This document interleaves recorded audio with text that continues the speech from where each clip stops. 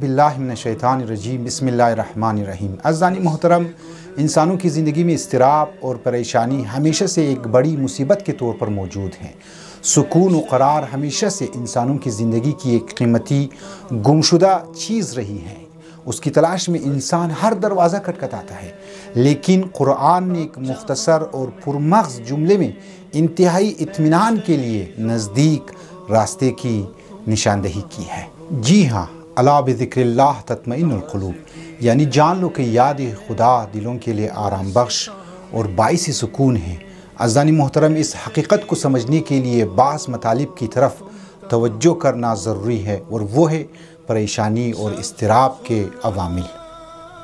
میرے عزیز دوستو، اضطراب و پریشانی کبھی تاریک اور مبہم مستقبل کی فکر کی بنا پر ہوتی ہیں۔ نعمتوں کا زوال، دشمن کے چنگل میں گرفتار، ضعف و کمزوری، نادانی، درماندگی، یہ سب چیزیں انسان کو پریشان کر دیتی ہیں۔ لیکن قادر متعال اور رحیم و مہربان خدا پر ایمان، وہ خدا کی جو ہمیشہ اپنے بندوں کی کفالت اپنے ذمہ لیے ہوئے ہیں، اسی پریشانیوں کو دور کر سکتا ہے اور اسے سکون دے سکتا ہے۔ عزیزان محترم، اس کی یاد یہ حوصلہ دے سکتی ہے کہ آنے والے حوادث کے مقابلے میں بھی یار و مددگار نہیں، کیونکہ تو قادر اور مہربان خدا رکھتا ہے۔ البتہ یہ بات بھی واضح ہے کہ خدا پر اعتماد انسان کے اپنے مستقبل کے لیے پلاننگ سے، پروگرام سے کوئی ٹکراؤ نہیں رکھتا۔ لہٰذا خدا پر اعتماد انسان کے اندر ایک طرح کا سکون اور آرامش پیدا کرتا ہے، اور انسان اپنے لیے بہترین پروگرام بنا کر آرام و سکون کے ساتھ زندگی کر سکتا ہے۔ میرے عزیز دوستو، کبھی ماضی کی تاریک زندگی اور گناہ فکر انسانی کو اپنی طرف مشغول رکھتی ہیں اور ہمیشہ اسے پریشانی کے رکھتی ہے، لیکن اس طرف توجہ کہ خدا غفار، توبہ قبول کرنے والا رحیم ہے، اسے سکون دیتی ہے اور اسے کہتی ہے کہ اس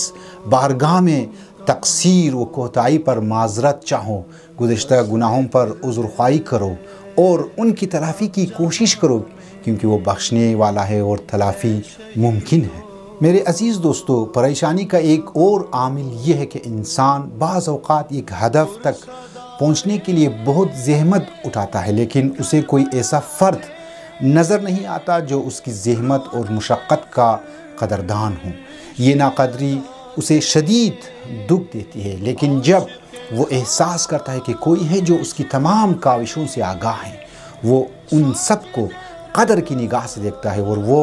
ان سب پر اجر و ثواب دے گا، تو پھر وہ کیوں پریشان اور بے چین ہوگا۔ میرے عزیز دوستو، بدگمانیاں، توہمات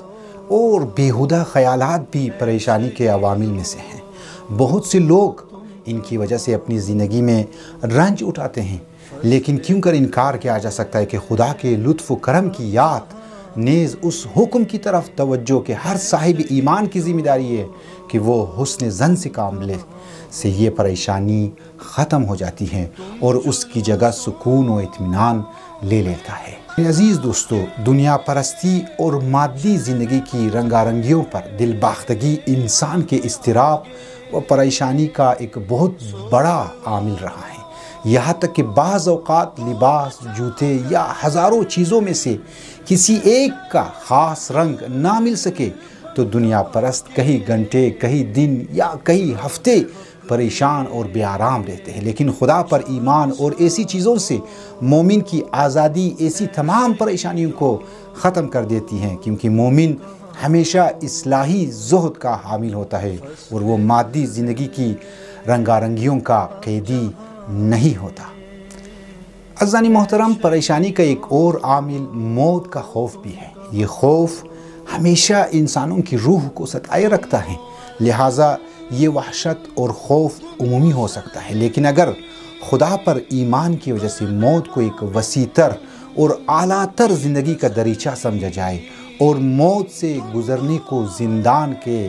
دالان سے گزر کر ایک آزاد فضا تک پہنچنا شمار کیا جائے، تو پھر یہ پریشانی بے معنی ہے، بلکہ ایسی موت اگر ذمہ داریوں کو ادا کرتے ہوئے آئے تو اسے پسند کیا جانا چاہیے۔ میرے عزیز دوستو،